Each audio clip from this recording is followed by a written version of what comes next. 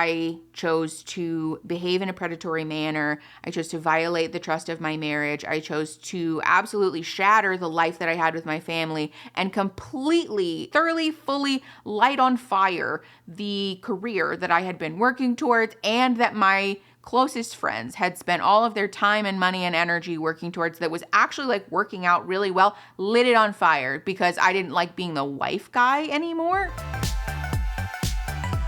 Okay, hi everybody. Thanks for coming back if you've been here before, or hi, welcome if you're new. My name is Mickey. I'm a therapist. We talk about therapy things on this channel. And today we are talking about Ned from formerly the Try Guys and his ex-wife Ariel, because Ned decided to start a podcast instead of getting a normal job and disappearing. Like a lot of us hoped that he would. He started a podcast and interviewed his ex-wife Ariel. And I listened to the whole episode. I watched it, actually. There's a lot that I would like to unpack, so we're going to do that. Before we get started, also, if you're new, go subscribe. We also have a Discord server that you can access if you are a member at the $5 and above level. It's very fun. You can come hang out with us on Discord, so do that. Okay, so let's talk about this podcast. First of all, this opens with the most cliche, I'm a YouTuber making an apology video, apology complete with the fake sincerity. And also, one thing I wanted to point out, he does mention that he was a company owner who had an affair with a producer. We sort of briefly mention the company hierarchy, but we're not at all really acknowledging the inherent abuse of power there, which pisses me off. For what it's worth, it's fair, or possible anyways, that we're not doing that as an attempt to avoid publicly admitting guilt for legal reasons. So like, fair enough. But he categorizes this whole thing as like messy, which is not, I think, how a lot of us would categorize what it is that took place. It feels very much like we're trying to appear as being sincere without actually being sincere about it, which is a button. If you've been here before, if you are one of the real ones who was here for the YouTuber apology series, you will know that that is one of my, I actually have a red flag of YouTuber apologies, which is I'm pretending to be authentic, but I'm not actually being authentic. So red flag, demerit for that one. Regardless, it seems like Ned and Ariel both are sort of motivated to make this podcast episode because they talk about wanting to move on, and that they have moved on in their private lives, but just publicly they haven't really acknowledged that. So there's continued speculation about like what's going on there. Are they together? Did they move past this? Et cetera, et cetera. So Ariel especially says she wants to move past this in an attempt to kind of put it behind her. And for what it's worth, Ned does say that he's hosting this conversation for Ariel to allow her to like get it off of her chest and sort of leave it behind her. But it's also his podcast. So I don't know. Again, sort of coming off as a little bit phony in my opinion. Some of the highlights of this episode include Ariel talking about the pain and the shock in discovering all of this.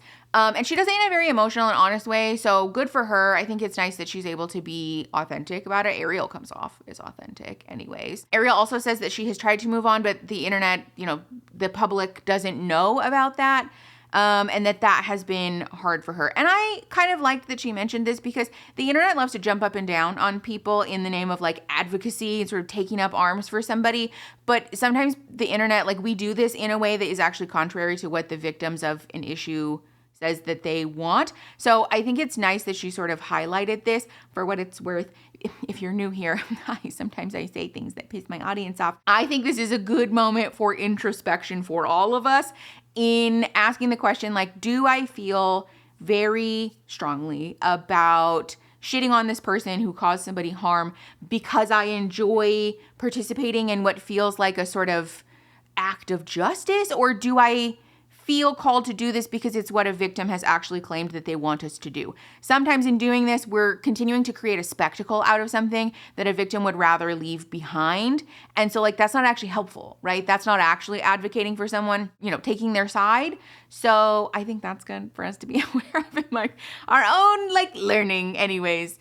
I also enjoyed, I guess, that Ariel said that she does not forgive Ned. I thought this was nice because, we're going to talk about like my thoughts on forgiveness. But first, I want to talk to you about this week's sponsor, which is MeUndies. Y'all know that I love comfortable and colorful things. So I'm very excited to partner with MeUndies to talk to you about some fun underwear. Okay, I don't know about y'all, but we're starting to get the first little bit of like cool, crisp fall air, which just makes me want to do fall everything. So I'm really excited.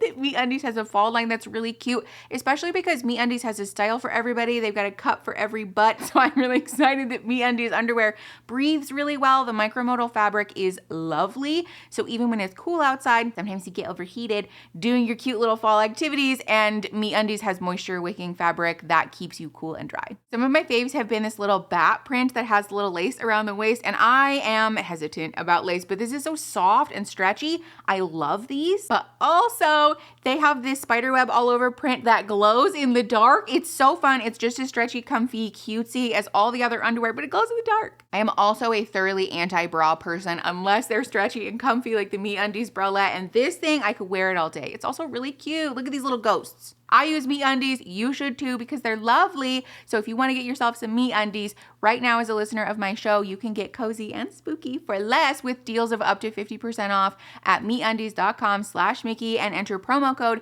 Mickey. That's MeUndies.com/Mickey with promo code Mickey for up to 50% off. MeUndies, comfort that's made for fall. Thank you so much to MeUndies for sponsoring this week's video. Let's go ahead and hop back in. If you've been on the channel for any length of time, you will know that I hate when people say that forgiveness is a necessary part of moving on for trauma. No, it's not.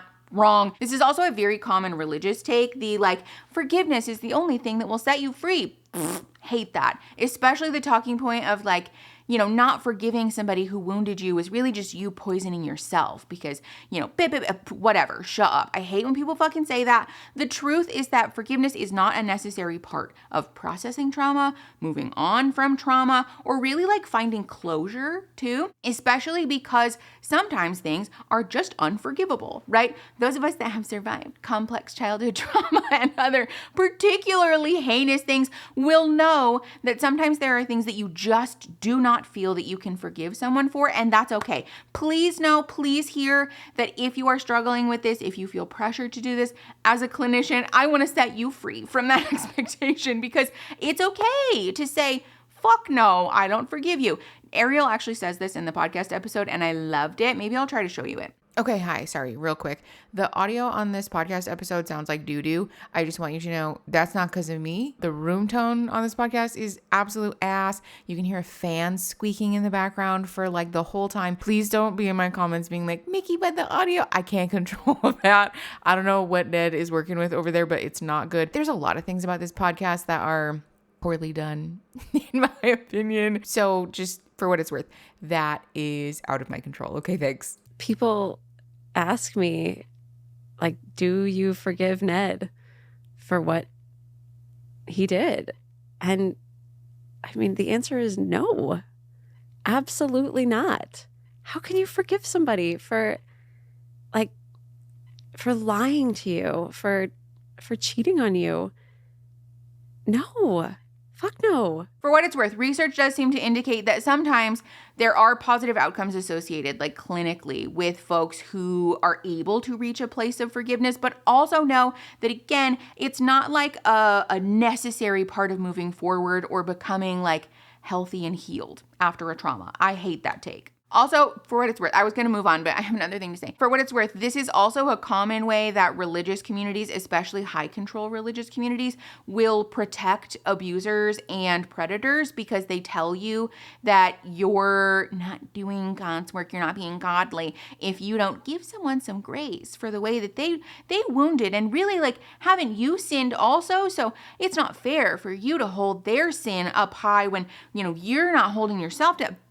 It's gross. It sucks. It's a very common way that, again, cults and high control religious groups protect people in power who abuse their power. So again, please know you don't have to forgive anybody for anything, and you can very much be healing and moving on from trauma. So in the course of this interview, Ned talks about how after everything sort of shook out and everybody became aware, Ariel became aware of Ned's behavior, there was a small part of him that felt a little bit relieved at the truth being out there, right? And Ariel talks about how she has spoken with a lot of other victims of betrayal trauma, and that this is a thing that comes up, right? That it seems as though the betrayers feel a sense of relief in getting to sort of foist their guilt and shame onto the partner who had been betrayed. almost in this way of like, now you get to wear the scarlet letter, right? Because I don't want to deal with the guilt and the shame and the,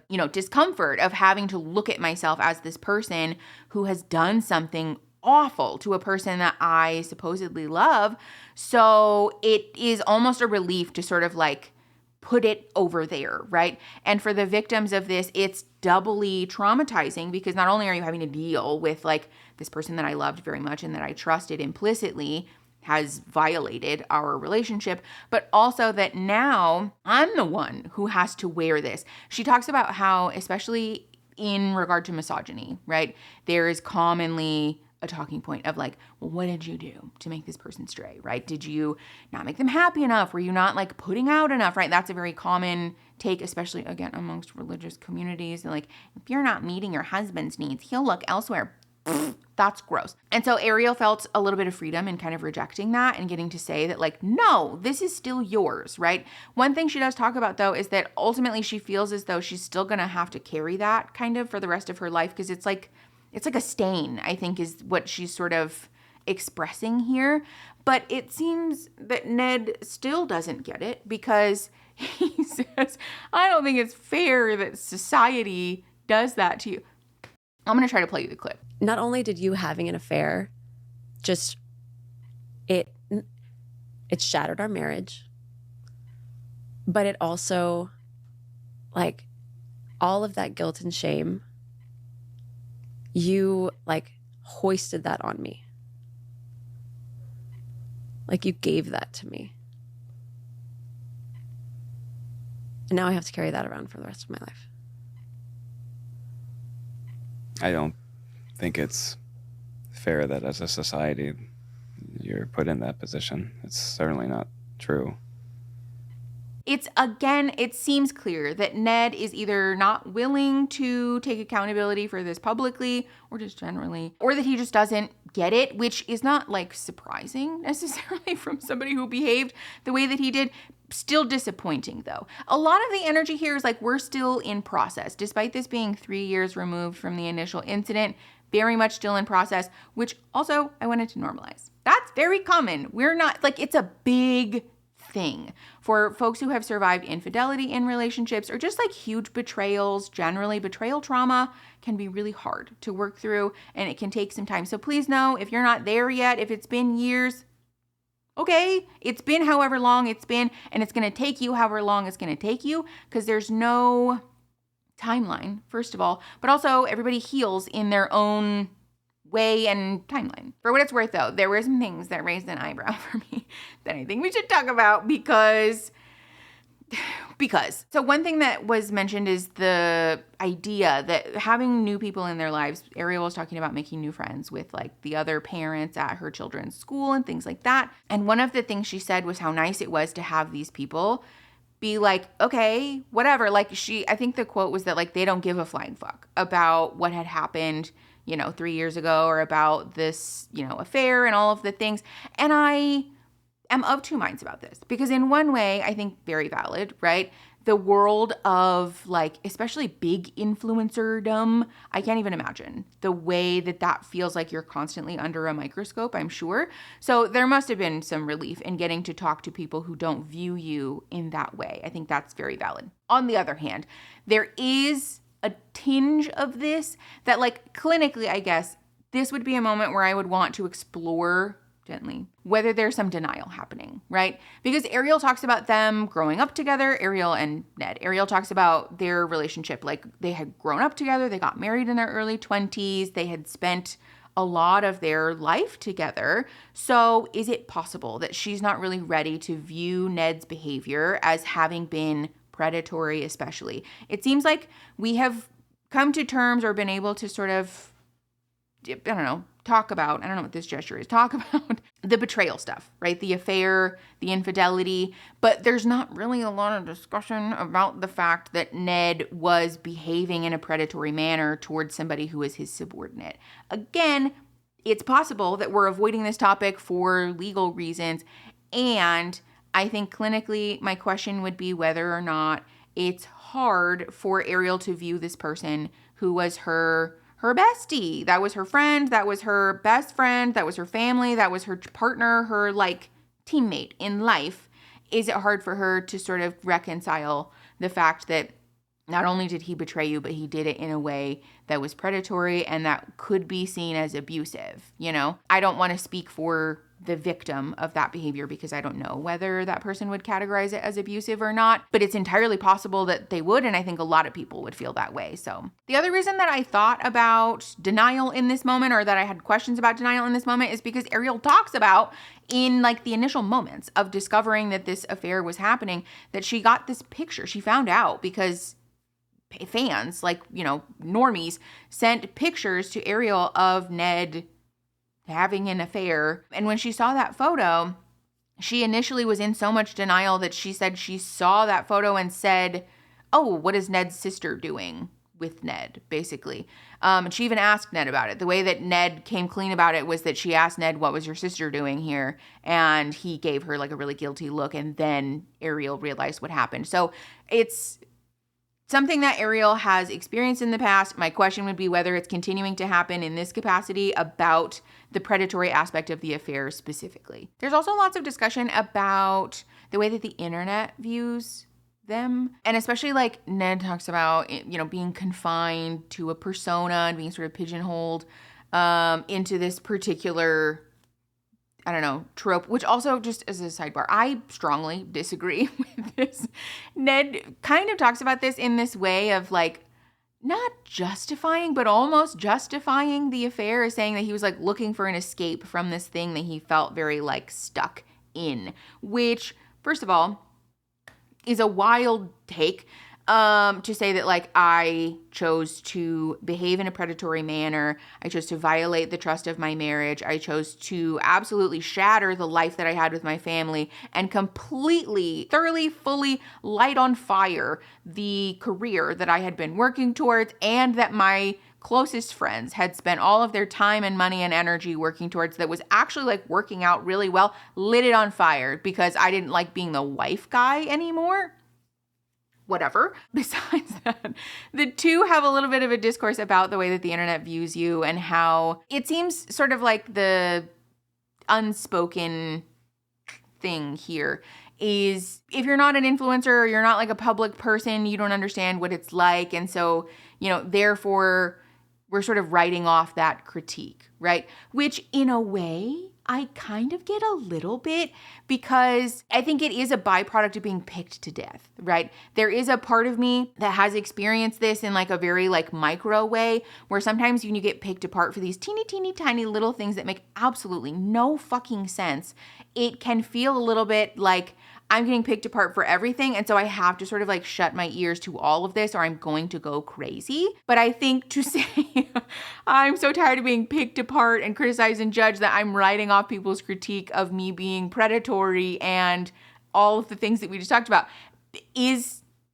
wild. That's a wild and awful thing to say. I think maybe there's like a little bit of denial in that aspect also. I think it's possible, especially for Ned. It seems like we're sort of coming off in a sense of denial about this and sort of like wanting to publicly say the right things, but maybe we haven't like really fully taken that on board yet. That's the energy that I got anyways. Let me be clear also, this is not a diagnosis. This is not therapy. There's always links in the description if you want your own therapist, by the way, but this is not that. This is purely me making speculative observations and asking questions based on my own experience, education, again, like from afar. I don't know these people. This is, you know, whatever. I also wanted to talk about the fact that this could be unprocessed grief also, right? We just talked about how grief takes a really long time. So I do think it's possible that Ariel might be struggling to reconcile these two parts of Ned that seem to be at odds with one another because, again, they were life partners, teammates, best friends, marriage partners.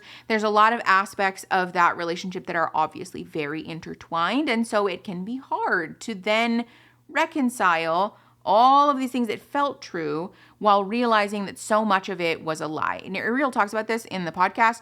One thing that she said actually that broke my heart, she talks about how hard it was to realize all of this was true, and said, you know, we had so much life left together, which is so sad. But I think at the core of why betrayal trauma is so hard, because we envision our lives looking a certain way, going a certain direction when we're partnered with somebody, and then to realize that you don't know the person that you had been sleeping next to, and that all the things that they said to you could have been a lie. It brings up a lot of questions for folks. Clinically, this happens all the time when we're working through infidelity, especially. The question is like, if you lied to me about something like this and I didn't know, what else were you lying about, right? Did I ever really know who you were, or was it all fake the whole time? At what point did it become fake, and how much of our life was fabricated? Did you actually enjoy these things? Did you really love me? Did you really want to have kids, buy this house, move to this place? There's a lot of questions that come up, and that's a lot of grief to work through. So my question here would be whether there's also some unprocessed grief for Ariel, and maybe we're not ready to reconcile those two parts of him. I think the other part of this that a lot of people don't talk about in regard to like betrayal between partners, that I really wish people would, is that in life, when things are hard, things are difficult, we're struggling, the person that we go to for comfort is the person that betrayed you. And so you don't have that person to go to. But there is still this sort of like instinctual desire to reach for that person. So you feel like you're getting ripped in half. Clinically, a lot of times people feel paralyzed and confused and deeply, deeply full of grief because the person that is your home doesn't feel safe to you anymore. So where the fuck are you supposed to go, right? It's very scary. It's very destabilizing for people. And I think if that were the case for Ariel, it would make perfect sense. Regardless of the fact that it's been 3 years and we've made some progress and whatever, I think it's possible that that's happening. And if it were, I would kind of understand why that was the case. They do talk at the end about moving on and kind of letting go, trying to sort of put this part of their lives behind them. They talk about being like co-parents, being friends or friendly with each other. They also talk about, I think Ned says, recalibrating their relationship to be more platonic, but Ariel talks about them conceptualizing each other more as like family than they are, partners. They are separate. She said they live separate. They're currently dating and are not together in that capacity whatsoever, but that they are still in each other's lives. Especially they talk about this for the purpose of their children, which is good, and I get it, and also sometimes can be a trap for what it's worth. I'm not saying that this is true for them, but for what it's worth, this does happen sometimes where folks will hold on to a bad marriage or a bad relationship for the sake of the children. And I just want to be clear, as a clinician, as a therapist, as the person who holds space for people who were traumatized as children all the ding dang time, please know, if your marriage is unhappy, if your relationship is unstable, if there is chronically, constantly conflict, trauma, disagreement, very emotionally volatile environments, it is so much healthier for your kids to have two separated, happy parents than to have parents that are part of a partnership who fucking hate each other's guts. Please don't do this where we stay together for the kids, even though it's fucking awful. Your children are so much better off having two separate, stable homes than they are having one home that's volatile and unpredictable and unstable, because it fucks your kid up, right? Speaking as the person who experienced it, and also as the person who has helped so many people walk through this difficulty, staying together for the kids, never a good idea. Almost never a good idea. But for what it's worth, Ariel just talked about them staying in contact with each other, spending time together for the sake of co-parenting, and that she's frustrated that people sort of judge them for that. I think one of the things that came up, I guess they went to a Taylor Swift concert together and people were very judgmental about it. People were really weird about it. And she says, is it a crime to be joyful around my ex-husband? Which on the one hand, I get, right? Because again, we talked about how the internet loves to jump up and down on people for their own perceived sense of justice while not really considering what the victim of that issue would want. And this seems a little bit like maybe willfully ignorant of the fact that, especially on behalf of Ned, sort of willfully ignorant of the fact that Ned led a very public life. He was a very public persona. So when you fuck something up, there is a sense of obligation as a public persona to offer some amount of explanation about like what the fuck is going on here, right? Even if just in a sort of like for legal reasons, I can't discuss X, Y, and Z, but here is what I can tell you in a sort of brief and abridged version while not violating your own privacy, or especially like the privacy of somebody that you've traumatized to the dickens like he did to Ariel. This seems very much like Ned sort of enjoyed the positive aspects of having a public life, but was not willing to accept the responsibility of that when it was a negative thing, which sucks. It sucks. And it's like straight out of the fucking YouTuber handbook. Like, this is a thing that happens a lot where people will say, oh, you know, about, you know, other people. And they'll say, you know, I love you guys so much and I want to share stuff with you and all these things about being a public persona. But then when something shitty, they've done something shitty, you know, please respect my privacy at this time. Please respect the privacy of my family at this time. Never mind that Ned was the one who fucking blew their life up because he couldn't respect his, you know, relationship, but also couldn't respect it enough to keep his affair private either, or come clean about it privately. He waited until the internet fucking exposed him. So like, I don't know. And Ned does talk about his podcast, saying that he feels more like a host and that he wants to help people. The whole premise for his podcast is that it's called Rock Bottom, and he's going to interview people about the worst moments in their lives. And that, you know, he says constantly throughout this episode, maybe not constantly, but he says it a lot throughout this episode, you know, what's happened to me. And like, this language that sort of positions himself as a victim also, that I thoroughly disagree with that, because it's not a thing that happened to him. It's a thing that he did that he should take responsibility for. And for what it's worth, I think maybe this might be a good moment for people to just learn how to take their lumps, right? Like, get a regular job. Stop trying to be a public persona. Just take your L, right? You blew your life up. Take your lumps. Go away. But whatever. Ariel talks about wanting to have her own private life, which I think is great. She wants to explore her own hobbies, and she talks about like loving pottery and all these things, which, like, you know, good for her. Also, like, holy privilege Batman, but that's none of my business. Regardless, it seems like for Ariel especially, like, good for her. You know, I am happy to hear that she is trying to move on and has continued to process all of this stuff. Fingers crossed for her for continued healing. Fingers crossed for Ned to have some growth and continued healing, for what it's worth. But if you haven't listened to the episode, I listened to the entirety of it on TikTok, actually, because I didn't want to give Ned money. So if you haven't listened to it, there are interesting bits that we didn't discuss. So let me know what your thoughts are in the description, in the comments. I mean, also, if you like the video, you can subscribe. Also, if you join the channel memberships or the Patreon at the $5 and above level, you can join our Discord server and come hang out, which we're having our very first board game night on October 4th, Saturday, October 4th at 11 a.m. CST. So come join us, come hang out. If you want to play silly little board games and be a lovely little weirdo with the rest of us, I would love to have you. So, you can also share the video to help the channel grow and to help each other grow, and I will see you guys next Saturday.